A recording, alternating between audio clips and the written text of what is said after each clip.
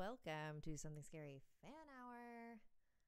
I know, I'm always like, oh no, video is unavailable. Oh, whoops, that's why. That's not great. Hello, everyone. Hi, Oddings. It is your Auto Sapphire. Sorry about that weird false start. I accidentally had the setting to private for some reason, which, why? Why would it need that? Let's fix this microphone. I think we should be good, right? Yay, people are here. Awesome. Okay, hello, Tay the Wolf, Iris C, Jojo Rack Pinto. Ooh, excuse me, I am Burp City. Anyways, I'm trying to be a little festive today. I've got a little Christmas light necklace. This is actually the necklace I wore when I was the wallpaper from, or the wall from Stranger Things as a Halloween costume 2 years ago. So, and then this is a ugly sweater I designed for my family, Rudolfo and his dear family. And then that's my grandpa. Where is he? My grandpa, and then like all of like my cousins and stuff, because we had like an ugly sweater party or whatever. That is the grandpa that the Tikwi story comes from, and the family in the one with the door shaking and the skeleton under the bed. So yeah, that's him. That's my little Grampy Gramps. Cool. So today's theme, as you probably guessed, is holiday hell. The holidays are hell for some people, I'm sure, but a lot of people seem to like the holidays. I have a lot of opinions, okay, about Christmas and things and obligations and stuff. It's just like tiring. Also, like, I grew up in California, so I'm way too quiet. No, I'm not. I can see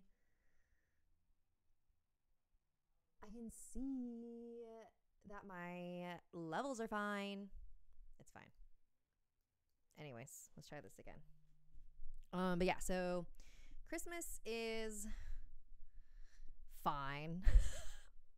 I don't know. It's just like the older you get, it just seems more like a hassle, I feel like. And especially like Christmas music everywhere. Like living in LA, living in California, Christmas music I don't relate to. I don't have snow during the holidays, so like, you know what I mean? It's like, it's a holiday that like romanticizes being by a fireplace and like trapped in the snow, and I'm just like, I don't know what that is.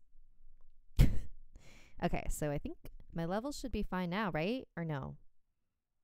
Oh, I know why. I just realized I know why my thing is low, because I keep forgetting to change it. Okay, and here we are. And there's my voice. There we go. Can you hear me now? Is that good? Great. So hopefully you didn't hear me rant about how much I hate Christmas. Okay, so the first story, we've got 3 stories today. The first one comes from Pihu. I don't think that is their name, but they had an email address, and that was part of it. I don't think that's their name. Sorry. Okay. Oh, we got some super chats. Nightlight Sky. Thank you. Molly Burge. You're way too quiet. Okay. Well, hopefully I fixed that. Love your vid so much. Keep it up. Yay. Thank you. Cringemations. Pyrozukin. Good gravy. Can't wait till capitalism. That's cute. Melina Luna. Thank you. Love you, Sapphire. You're amazing. Aw. You guys are very sweet. You guys are very nice. Thank you for being nice. Anyways, all right, ready for your first story? Here we go. Great. Now I'm scared I'm like too loud into the microphone. It's fine. So this one, okay, great. When I was a child, I was scared of the dark. I swore to my mother I heard voices in it. They were not evil, but they were not familiar, and so they scared me. It was not uncommon in the middle of the night for me to wake up and hear whispers, as I would call them when asking my mom. She figured they were just bumps in the night and typical kid nightmare material. I tried often to explain to her that it was more than that. that they sounded different from one another, the way people's voices do. On some nights, I would get so scared from these whispers that I would sleep in my mom's bed with her. It was an added bonus that the bathroom was directly outside of her bedroom door, so I didn't have to travel far in the dark. I should add at this point that when walking out into the hall to go to the bathroom, you look directly down the stairs that would lead you into my living room on the first floor, as my mom's bedroom was on the second floor. I was sleeping in my parents' room because I was scared again, except I had kept them up all night with questions about Santa. See, it was Christmas time, and I was afraid Santa wouldn't get me any presents because he didn't know my name. My parents assured me Santa knew my name. My questions got so exhausting that they eventually fell asleep. Soon, I felt the need to go to the bathroom. I walked out from the door and distinctly heard the phrase, "Look!" And to my astonishment, a red light, almost like a spotlight, was cast upon the wall at the very bottom of the stairs. The light had no other source. It was by itself, and I was transfixed by it. Being a little kid, and it only being a few days from Christmas, I knew what this light was. It was Santa! How else could he get into my house to know I was being a good boy? I was so excited, I began walking down the stairs to greet him, picking up my pace after the second step as it began to creep off the wall and fade into the darkness in my living room. That's when I heard him. A very strong, masculine voice, different from the first, not at all like my father's. It said, "Stop, right now. Go back up the stairs." I listened, turned around, and what happened next, I'm not sure I would believe if someone had told me this same story. After reaching the top of the stairs, I heard a very loud crash that sent me running back to my mother's bed, where I jumped straight under the covers and stayed there the whole night. When we awoke that next morning, the poinsettia lights, the little Christmas flower lights that glowed red, my mother had put on the railing down the stairs, were pulled straight down to the bottom of the stairs, some broken from what seemed like a forceful tear, laying in a single pile. The dry sink in my living room had fallen from the wall. My mother could not explain it. My father was worried we had been the victims of a home invasion. My sister was crying. There was nothing missing. Nobody had broken in. There did not seem to be any reason this had happened. And then I saw it, and I kept quiet about it because I was so afraid that I could not force words out of my mouth. There, on the edge of the wooden dry sink, which had been facing up, were 3 indentations where the finish on the wood had been worn, almost as if in a forceful grip. Something down there had grabbed it and threw it down. That was what the bang was. And by the claw marks was a drawing, etched with sharp nails into the wall. Although it couldn't really tell what it was. It looked like letters more than anything. Letters spelling out my name. I was mortified. After that day, I never heard a single voice again. I do not like to imagine what was waiting downstairs for me that night, if it was anything at all, but I can tell you that the reality was that something had physically acted upon 2 things in my house near the bottom of that stairwell. I also wonder whose voice it was that stopped me. As a kid, I used to think it was Santa calling out to save me from whatever was downstairs, but that can't be right. Santa doesn't exist. But that thing downstairs definitely did. And if that thing exists, well, maybe I can stretch my belief a bit more for the holidays. Thank you, Pihu, for sending that story with me. I know that's not your name, but that is your email that you sent. We got some super chats during that, so let me catch up on those. Of Freddie Fazbar, thank you for the super chat. Lamaman00 says, "Hi, do you believe in Santa?" No. No.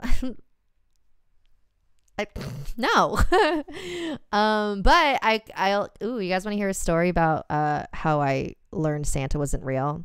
I mean, like I kind of everyone, I don't think anyone ever truly believes in Santa. Everyone wants to, think that, oh, maybe there is some magical guy giving us gifts. Anyways, so I think I was like 7 or something.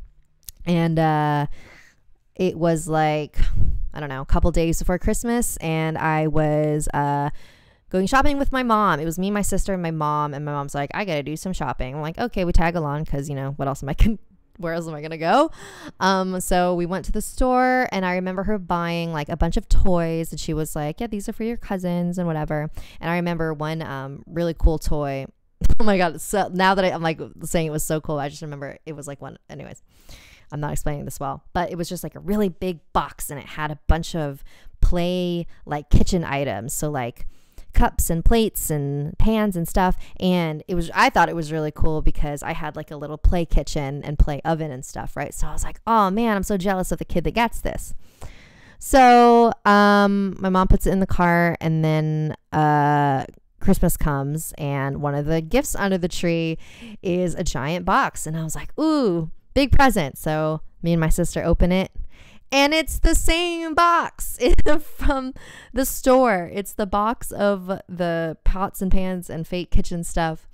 And the gift tag on it, it said to Sabrina and Sapphire from Santa. And it was in my mom's handwriting. So, wait, now I'm too loud? Ugh, you guys are just never happy, are you? I'll turn it down a little bit. There.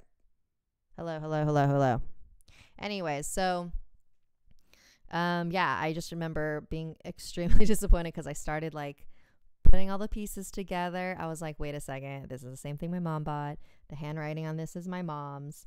Oh, Santa for sure is not real. Anyways, yeah, that's my Santa story. It's not a great story. Everyone's got one, right? Everyone has that moment where they were like, yeah. All right, everyone keeps telling me I'm too loud and too quiet, so there's just no pleasing anyone. Umberto Zaragoza Jr., thank you for the super chat.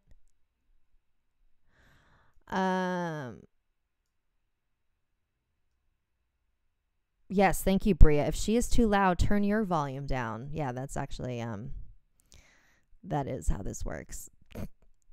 Right? Yeah. If it's like blowing out on my end, then yeah, that's my issue. But yeah, you guys can control volume on your end too. Hello. This goes both ways, baby.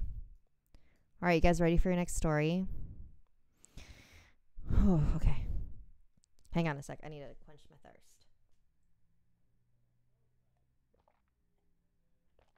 Oof. Okay. Antonio, we are never happy. I know. Oh no, everyone's saying Santa's fake in the chat. Yeah, I mean, come on. Does anyone actually believe Santa ever existed? Nobody knows. Anyways, next story comes from Katani. That's a cool name. Ooh, this is a Krampus story. You guys ready? Oh, by the way, I just recently watched the Krampus movie with Adam Scott and what's her freaking name? What's her name? Tara. The United States of Tara. Toni Collette. That's her name. It's a great movie. I was actually like shocked by how much I liked it. It is not available for free on streaming, which is annoying. It's on I think I rented it on YouTube or something. I think it was like $3 or something. But yeah, I liked it a lot. It was really sweet. I like that it's kind of spooky and weird. But yeah. And what else did I want to say about that? Oh, I remember because I was looking for that movie on like one of the streaming services, and then I found something that said Krampus on Hulu, and I was like, oh, cool, awesome, it's for free. Or not free because you're paying for freaking Hulu. Anyway, so I clicked on it, and then first thing I noticed was like, oh, this movie feels really low quality. I thought this was like, a big budget studio movie, but I keep watching, and I was like, oh wow, this acting is like really bad and weird. Like, okay. And I was like, when is Adam Scott gonna show up? And then I realized it's not the same Krampus movie. Dude, I am absolutely like that mom who falls for those like mockbusters. Like, I don't know if you guys remember the day. I don't know how old everyone is here, but like when Blockbuster was like the thing, and like you would go and make a day out of it to go like look through all the movies and like pick out the ones that you wanted. And like there's this thing called mockbusters, and the whole point of mockbusters is like they will take, and it's weirdly legal somehow. There's studios whose sole purpose is to remake big hits and trick you into thinking that you are renting that thing. So there's like a movie called like Grave or Paranormal Encounters or something, and it's supposed to trick you into thinking you're renting Paranormal Activity. And so yeah, that's exactly what it felt like. That Krampus was absolutely a mockbuster, and it was awful, and I was like, God damn it. And that's like I fall for that all the time. When I was trying to watch the Spanish horror movie Veronica on Netflix, there was another movie called Veronica that is also Spanish, and it was like in black and white, and it was like started off really weird, and like me and my husband are sitting there for like half an hour, and we're like, wait a second, is this the right movie we're trying to watch? And then I realized it's not. I realized I picked the wrong Veronica. This keeps happening to me. Anyways, I'm just telling you guys I'm very gullible about certain things. All right, let's get into the next story. Now that I've rambled about how dumb I am. Okay. This is from Katani. When I was little, of course I believed in Santa. Who didn't? Well, a lot of people didn't. He was a big fat man who wore a red suit, brought you gifts, and all you had to do was leave him cookies and milk. Who could pass up that deal? But one Christmas changed the joy of Santa into a nightmare. My mom, my little brothers, and I were baking cookies and watching Christmas movies all night. We had a tiny Christmas tree in the corner by the TV because our living room was too small to put a big one in it. But it was better than not having one at all. It was roughly 8 p.m. and my brother and I began to yawn. Okay, come on, time for bed, my mother said, giving us kisses on the forehead while taking us to our room. Remember, he knows when you're sleeping. He knows when you're awake. Good night, my loves. So creepy. Mom gave us one last goodnight kiss before leaving the room and closing the door behind her. My brother went straight to sleep, but me, on the other hand, I was determined to see Santa this year. I had stocked up on candy canes and turned the TV on really low so my mom wouldn't hear it. So I waited and waited and waited. It was getting really late and I was running out of candy canes to eat and shows to watch. Right when I turned the TV off to give up and go to bed, I heard it. A big thump on the ceiling. Santa! I heard him walking across the ceiling. His footsteps sounded really hollow, kind of like a pony or a deer, but I just thought it was his reindeer. I heard him get inside the house through our chimney. He slowly made his way to our room, so I quickly got back in bed with my brother and pretended to be asleep. My door slowly opened as cold air from the living room filled the space. He stood there for a while and then grunted, leaving the room. I thought for a moment, that didn't sound like Santa. That sounded a lot more animalistic. I waited a couple of minutes before creeping to my door, opening it just enough for me to see. And there he was, Santa. But he was taller than I thought, and not fat at all. In fact, he was hairy, very, very hairy. His legs were bent back like a horse's, and he had horns coming out of his head. At first, I wasn't sure it was Santa, but I got a glimpse of his big burlap present bag. It had to be him. He's the only one who carries a bag like that, right? I studied the bag, and the more I stared, the more I noticed it wiggling, like something was in it, or someone. The bag dripped some gross substance on the floor. It hit the carpet with a loud splat. I gasped at the noise, and suddenly Santa spun around towards my direction. I hid behind the door. I heard his grunts, more angered now. He was stomping around the room, looking for me. I heard more noises coming from the bag. It sounded like little animals were whining.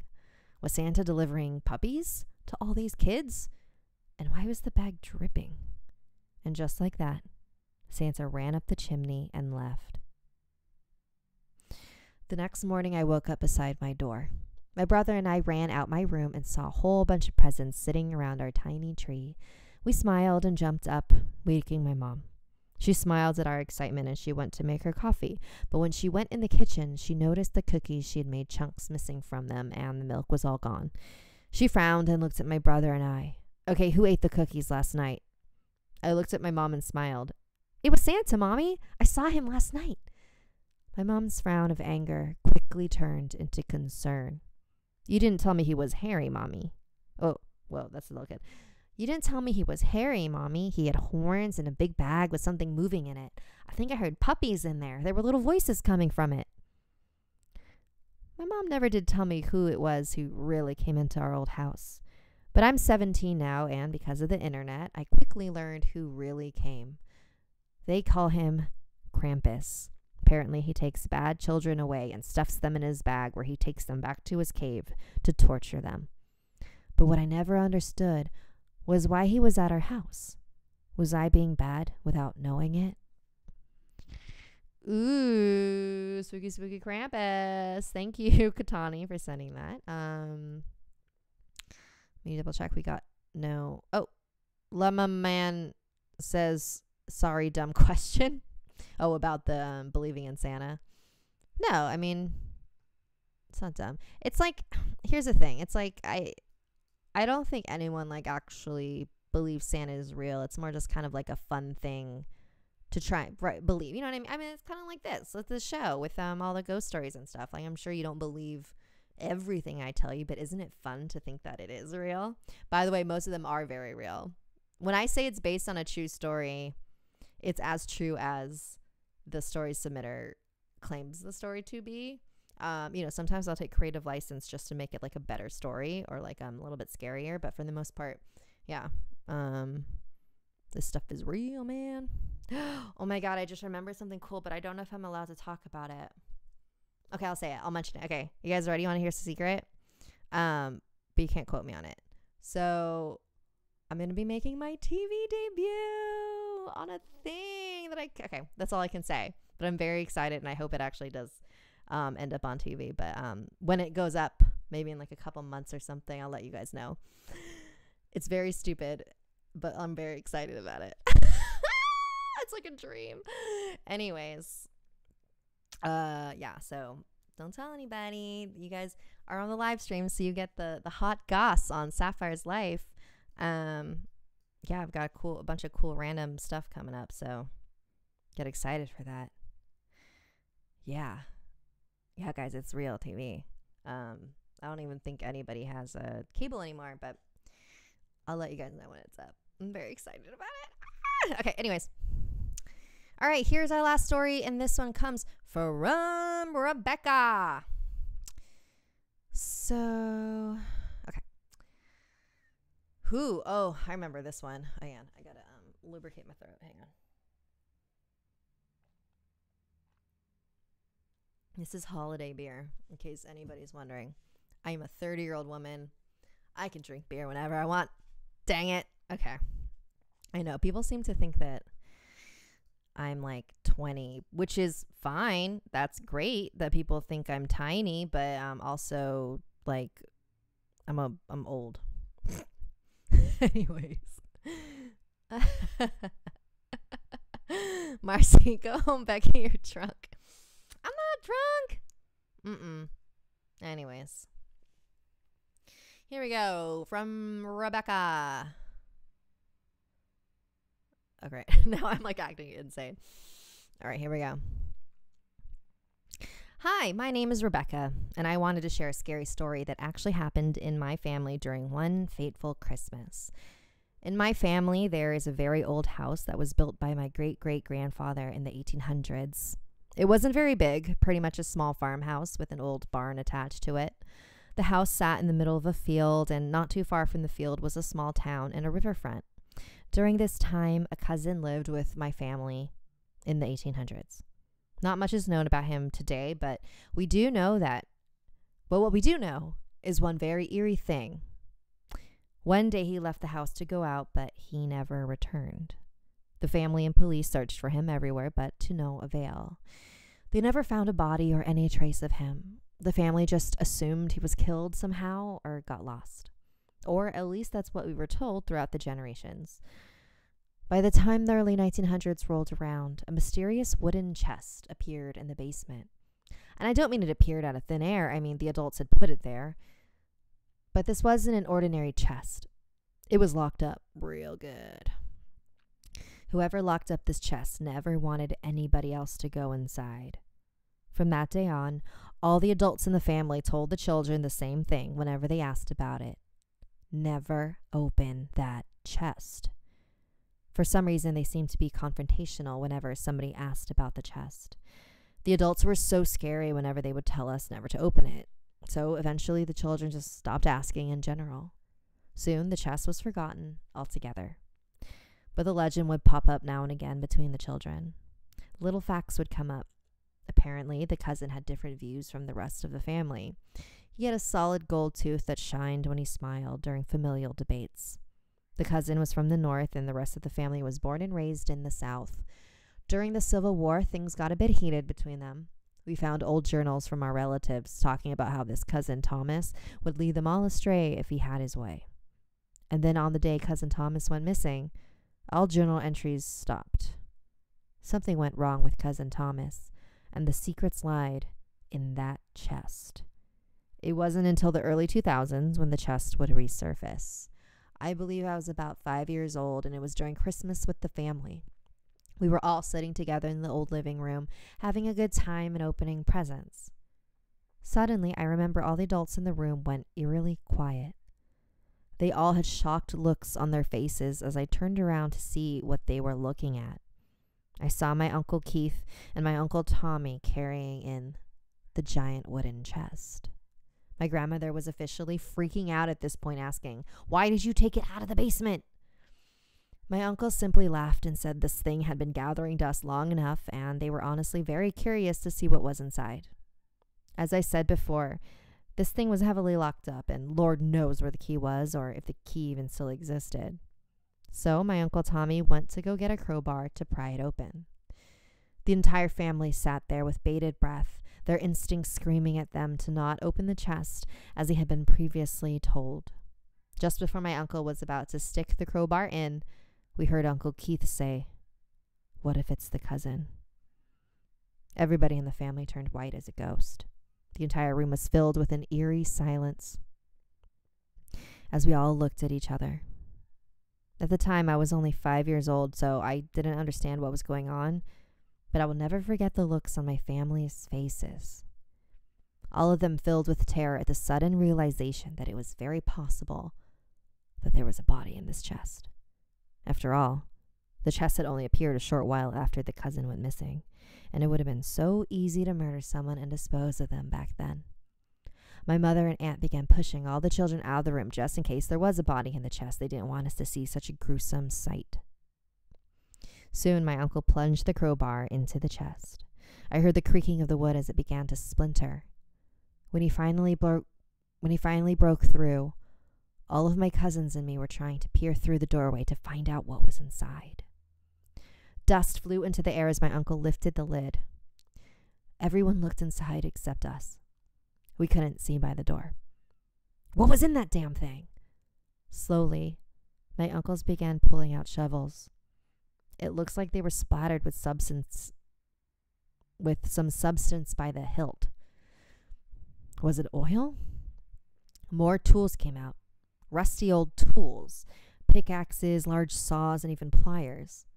My grandmother gasped as my uncle held up the pliers. There, nestled between the grip, was a solid gold tooth. Soon my entire family was holding up tools from the box. They looked like crazy backwood people. After everything was unloaded, only one piece remained. My uncle bent down and picked it up. It was a piece of parchment, written in dried blood. My uncle spoke the words aloud. "One bad apple spoils the bunch."